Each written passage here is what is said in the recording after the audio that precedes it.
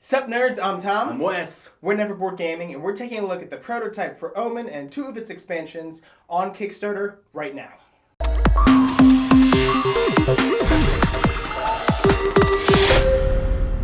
Omen is a fantastic, symmetric dueling card game between 2 players set in kind of the mythological Greek area and some of the surrounding areas around there with the expansions, where you're both going head-to-head, you have one deck you're both drawing from, and you're battling out for different cities and getting victory points for that and trying to destroy each other's characters and get your own characters and doing a bunch of wacky, crazy abilities. Basically, it's just super cutthroat. If you've been following us for a little while, you may know that we really like, at least I absolutely love, head-to-head card-based games. Like I love Netrunner and Game of Thrones, and we kind of sort of got into the hobby by playing Magic. So this game really feels a lot like that, but the biggest difference that this has from a lot of the other games is that there's just one deck from which both of you are drawing your cards. You don't, and there's some benefits to that you don't have to build a deck beforehand. It's not like, well, I bring my, you, for 2 people, only one person needs to buy the game. Does that make sense? It's not like I go buy my Magic cards, you buy your Magic cards, you build a deck, I build a deck. You're both drawing from that same deck, so if you see that your opponent has a lot of oracles, you're like, there's probably less oracles in there for me to draw, so I should probably not try and, go for that feat to try and get extra points. I should just play a bunch of big dudes that kill his dudes. There's a lot of strategy in knowing what's in the one deck that both of you could have. And there are quite a few cards that even let you see your opponent's hand. Yeah, there's a lot of those cards coming up, so there's a lot of things you get to see what they have, and again, kind of mitigate what's out there, what's not. There's a lot of cards that bring cards back out of the discard pile, so you can play them again and again, or if he plays it, then I can try to get it back, and then I can play it. So a lot of back and forth, and there isn't any of that stuff in like Magic where it's, I just built a superior deck, or I just had more time or more money or anything to put into it, because we are playing out of the same deck. And there are a lot of games that do try to still recreate the Magic feel. If I have my deck and you have your deck, and your deck is tweaked to the way you like it, and my deck is the way that I like it. And the way that they do that is by, instead of deck building with like each card, you just kind of grab a few, little stacks and mix them together, which is the way that Sorcerer works. And it's both great and terrible example, because this game has an awful lot of elements that Sorcerer does, where you are each playing cards fighting over 3 different areas, so it's really hard for you to decide where you want to put your control, because you can't just put all of your dudes on one city and win all those tokens, because then you can go put your dudes on the other 2 cities and win those. So it's a really good tug of war in 3 different areas, which is exactly what Sorcerer does. But since Sorcerer isn't out yet, I don't know if that's helping any of you or not. And I think that we're talking a lot about the way the deck is created, but the biggest kind of advantage to that is that in a lot of these games, or even like Sorcerer, where you take 3 different decks and smash them together into one, or like Ashes, where you each start with your own deck, and yes, you can tweak it and you can build your own deck in Ashes, but we play with just each character deck, that there are certain decks that just have superiority over other decks. So there's certain combinations that just, it's kind of broken if you put this with that, or especially if you're playing against this, that's really good against that, but not against this. Again, this doesn't have that because everything is shared. Now, you do get some draws because you're drawing from a deck. You can get some hands where you're like, I've got all oracles. I'm going to play all of these, and each of them triggers, and they each let me draw cards and get coins, and just kind of snowball like that. Or you just draw where you have nothing, or you had the one hand where it was just super against me. Yeah, where I was able to play it. There was one soldier where when you played him, your opponent loses 2 coins, and then I played another soldier that moved that soldier, which re-triggered his deployability, so he lost more coins.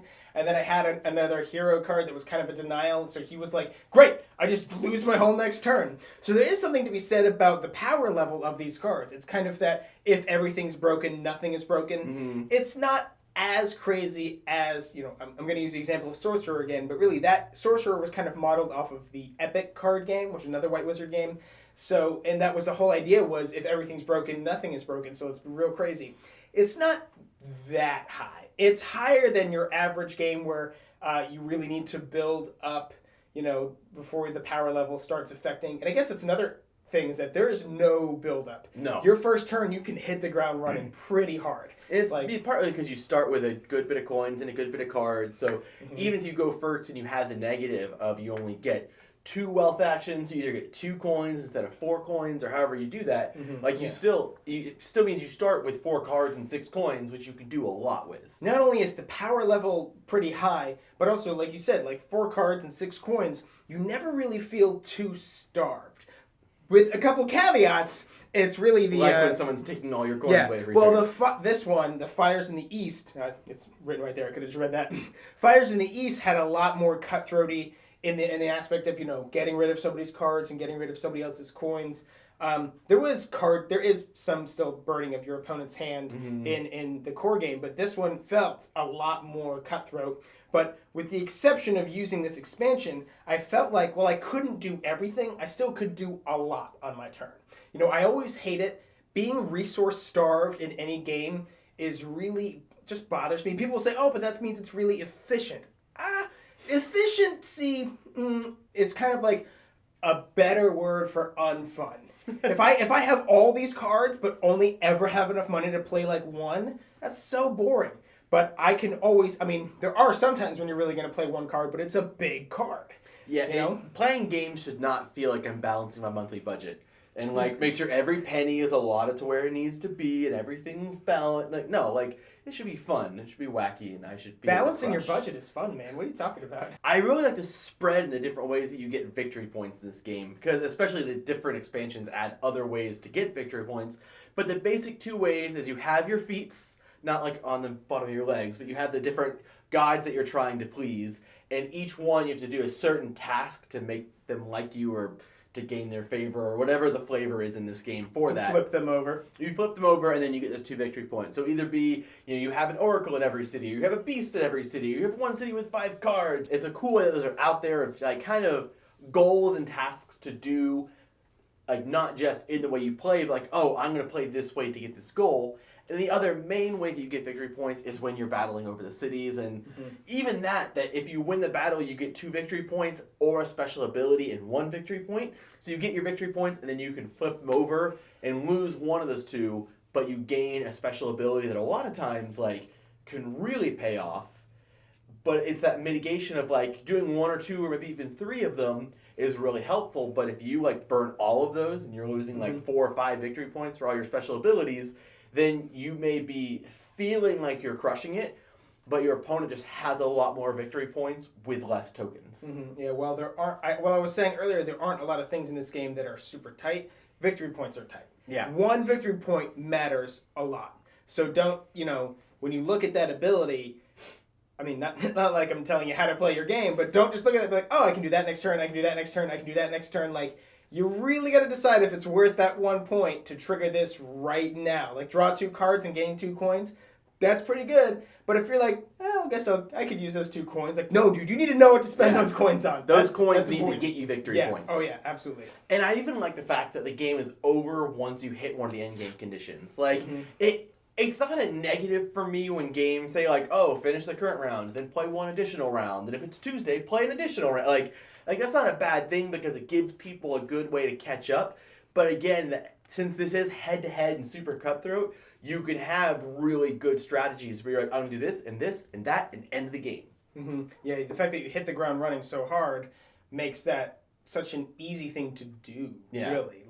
Triggering endgame can just kind of surprise you. So you're I think I'll do this turn, the next turn maybe I'll see if I can do that, and then maybe if I can, it's over. Game's over. So I do say this in a lot of games, and between the 3 of us typically, a lot of times Aaron's here as well. He's not right now. He's under the table right now. One of us almost always loves the artwork in a game, and there's a lot of games with really great artwork. This game, to me, stands apart. This is probably one of my favorite artworks in games. The fact that everything looks very painting and very epic, and very painting. Very painting, yes. It's dark, but not intense maybe is the word for it, but not it's not dark or creepy or Sorcerer was really kind of twisted and dark, and that was cool. It was something you would want to warn your kids about. Yeah. Here you probably wouldn't. Really. This is just epic. Yeah. It just everything about the beast looks super cool. Honestly, all of the oracles and fitting the theme, they're all they're very sexy artwork without it But No. Expand on that. I'm just saying, but not in a way that's like objectifying. It's not like, oh, the female warriors that their armor is just Slave Leia's bikini. Yeah, but look at all these super jacked 300 dudes with Yeah. no pants. But like it's very like provocative almost without being slutty. I don't know if I should keep expounding on this. You're just like a struggling encyclopedia right now. You're like, maybe it's this word, maybe it's that word, I don't know. So my final thoughts on Omen so far, get it.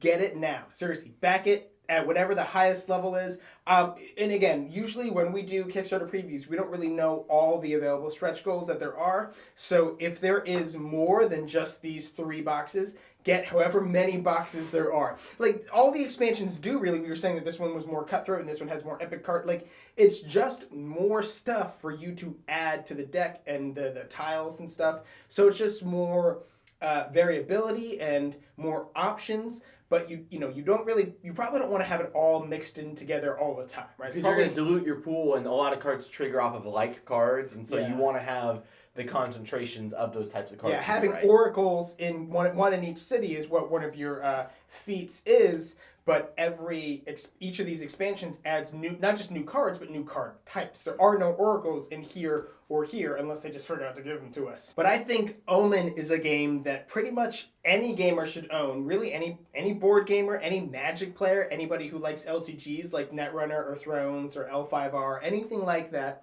And so far, I think Omen is the best game Colossal has put out. I was gonna say that. We haven't played Great Western. Is it Great Western Trail? What? No. What The Western game? Western Legends. We haven't played Legends. Western Legends, granted. And also we are biased in that we just like 2-player head-to-head. I think objectively though, that again, minus that one that we haven't played yet, like. Especially the ones we played, like they're all good. This is just like streets ahead. Omen is definitely going to be on the short list of Kickstarter prototypes that I'm going to want to play after we finish this video. We stay really busy with all the stuff we're putting out. So a lot of times, like to go back to even like a physical, real copy of a game after we've gotten through a review can be difficult unless we really like it. And to do it with a prototype, it's got to be real special. And this definitely fits that bill. We will play this game consistently until we get the physical copy and then probably still divvy this prototype out to someone else. That's how much we like this game. If you're watching this video on YouTube, we're going to have a link to the Kickstarter project in the description box down below, as well as a card popping up over Tom's head. Click either one of those, get over to the Kickstarter page, and seriously, like, back this at the highest level. We say that before, but, like, I mean it more this time. I don't know, like, do it. Or if you're already on Kickstarter, obviously, you know what to do. I don't need to explain anymore. I will go up and back it, but there you go. It's one step. Regardless, make sure you like this video and subscribe to our channel so you'll never be bored. There's also a bell. Hit the bell. Just shoot it. Bing! And add a Bing! comment about how good we look. You're just like a struggling encyclopedia right now. You're like, maybe it's this word, maybe it's that word, I don't know. Should I start that over, or is that fine? Yeah, I like the struggle. Okay. Let's keep it. It's funny. Mess ups are funny. That's why we even have Aaron.